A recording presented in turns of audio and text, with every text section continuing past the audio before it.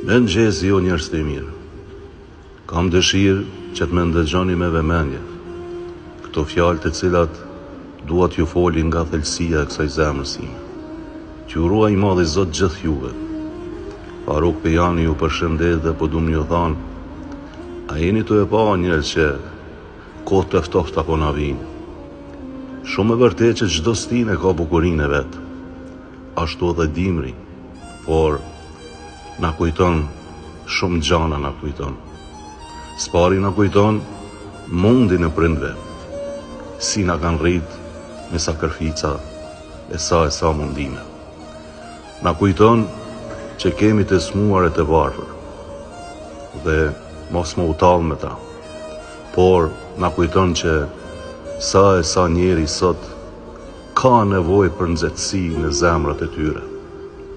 Pse po ju thot Faruk Pejani këtë? Mare njerëz, a ju kujtohet që në vendindjen tonë dimri ka qenë më i fortë, më i ftohtë, por se kemi ndi, edhe që i kemi pas shtëpia të ribalte, se kemi ndi se kemi qenë së bashku, rreth asoj sofre, ku në mesin tonë s'kishte urrejtje, s'kishte tradhti, s'kishte xhelozi, s'kishte mendjemallësi, dhe në zemrat tona kishte nxehtësi, e kishte dashuri.